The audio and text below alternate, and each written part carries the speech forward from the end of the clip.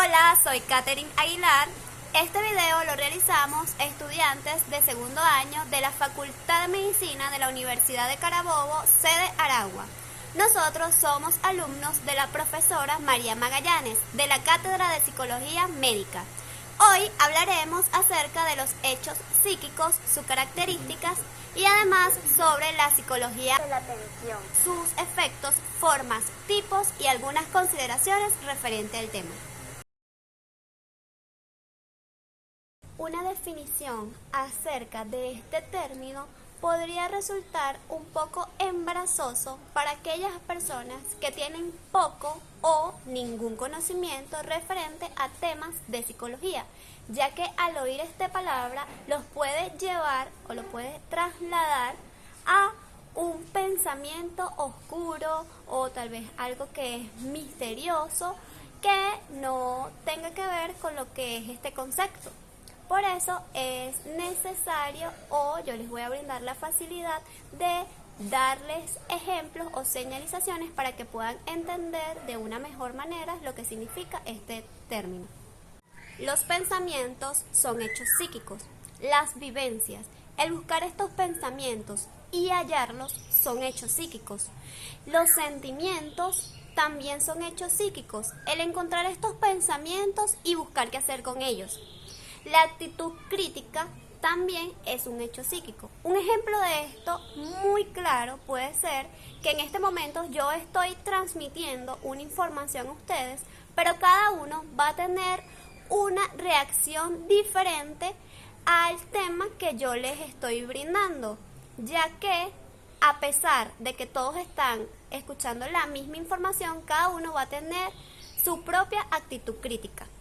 La primera impresión también es un hecho psíquico. Un ejemplo de esto es cuando nosotros conocemos por primera vez a una persona, esto va a marcar de manera consciente o inconsciente la relación futura que nosotros tengamos con esa persona. Otro ejemplo de esto es la primera entrevista médica. Esta primera impresión determinará la reacción futura del paciente ante el tratamiento que se le imponga.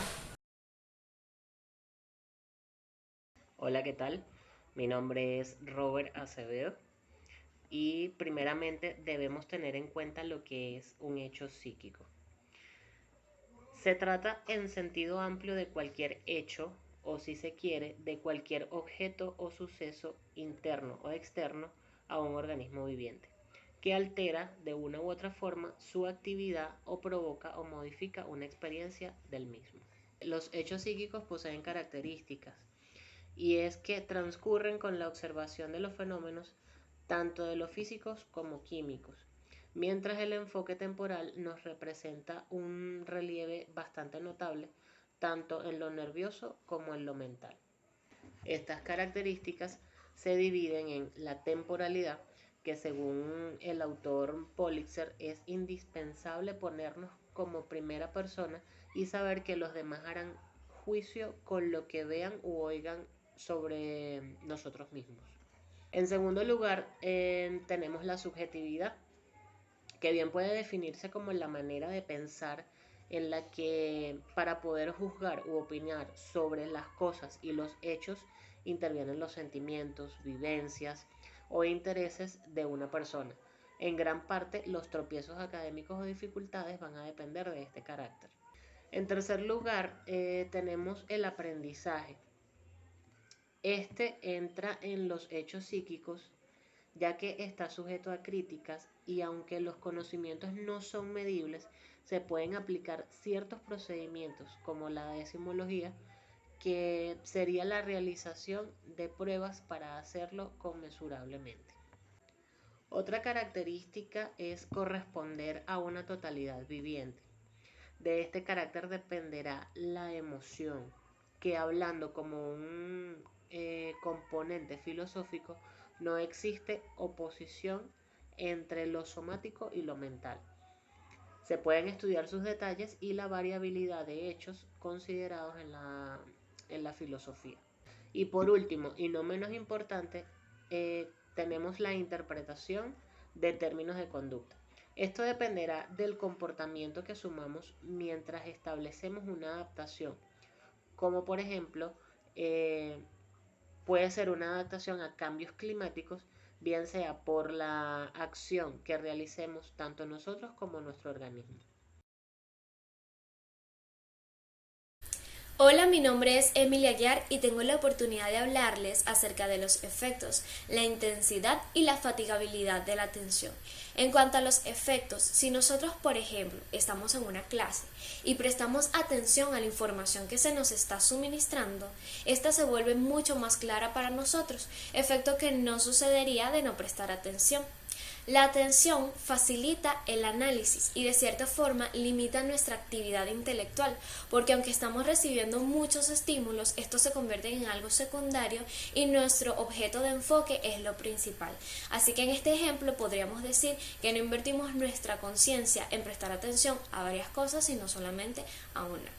La atención favorece la memorización, porque lógicamente, ¿cómo pretendemos memorizar aquello a lo que ni siquiera le prestamos atención? Así que podríamos decir que la atención es aquel paso principal para el proceso de elaboraciones psíquicas. La atención nos permite tener claridad de algo, memorizarlo, analizarlo, crear nuevos conceptos y aprender nuevas informaciones. En cuanto a la intensidad y fatigabilidad de la atención, estos son dos conceptos sencillos. La intensidad se refiere a la cantidad de energía que le dedicamos al proceso de atender. En cambio, la fatigabilidad representa la incapacidad de prestar atención durante mucho tiempo.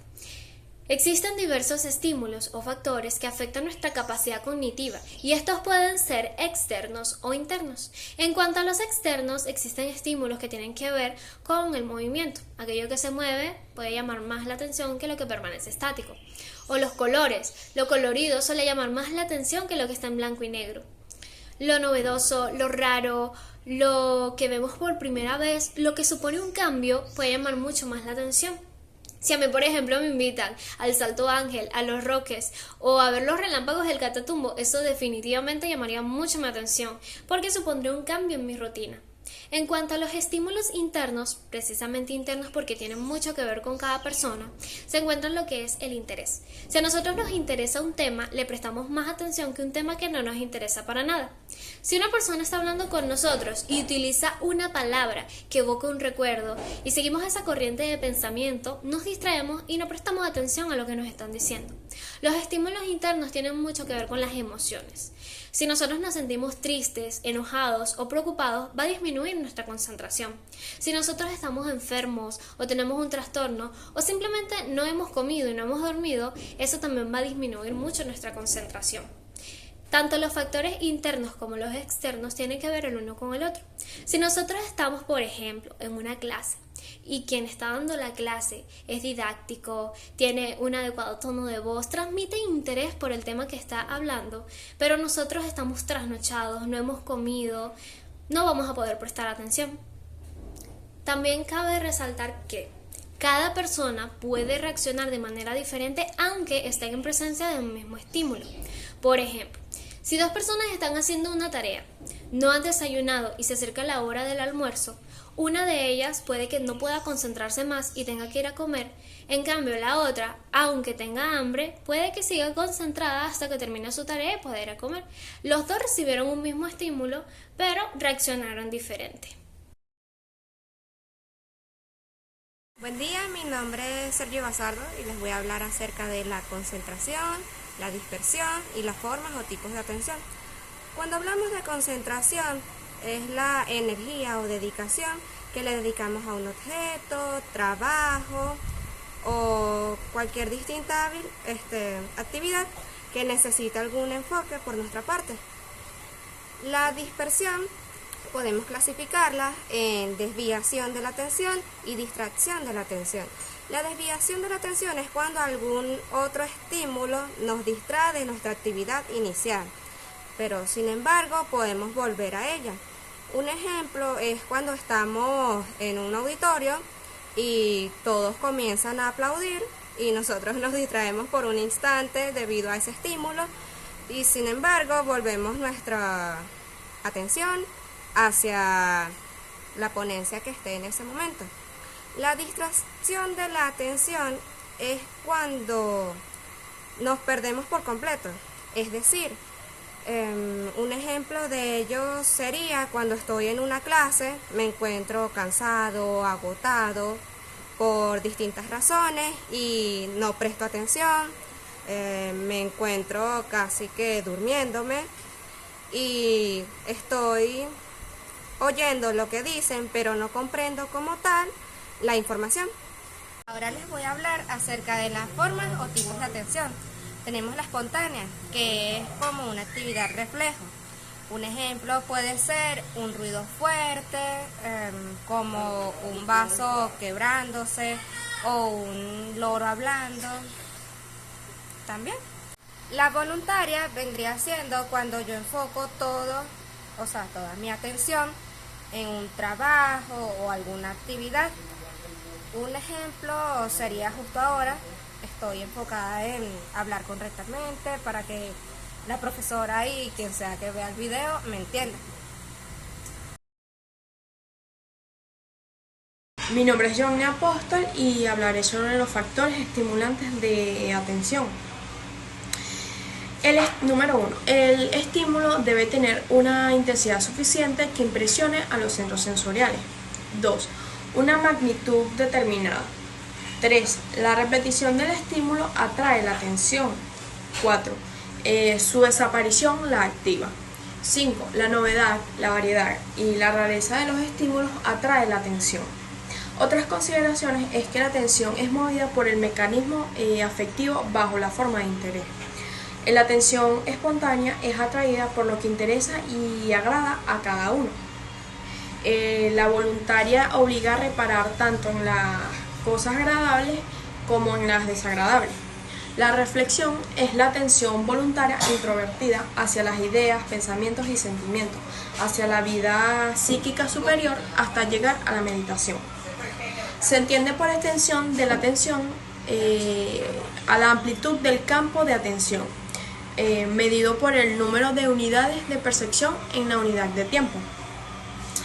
¿Cómo se explora la atención? La atención se explora observando la actitud del paciente durante la entrevista, la adecuación de las respuestas a preguntas que requieren varias interrogantes, si nos hace repetir las preguntas, y la prueba de selección de letras en un texto, pruebas de medición objetiva con circuitos eléctricos que registran aciertos y errores. Prueba de noticias, que es leer una noticia con diferentes ideas y solicitar el reporte. En conclusión, la atención es un proceso cognitivo que nos permite seleccionar y concentrarnos en estímulos relevantes. La atención se evalúa con pruebas neuropsicológicas y se puede medir en diferentes ámbitos de la vida, por ejemplo, académico, clínico y profesionales. Puede verse alterado por algún trastorno o condición como el trastorno de déficit de atención con hiperactividad o sin hiperactividad, el ictus, la dislexia y la ansiedad. La atención se puede mejorar o rehabilitar entrenándola y aumentando así la elasticidad cerebral. Esperamos que este video haya sido de su agrado, que hayan podido generar nuevos conceptos y que esta información sea de utilidad para su aprendizaje, que hayan podido entender acerca de los hechos psíquicos, la atención y los factores que influyen en la misma. Si les gustó, pueden suscribirse y darle like.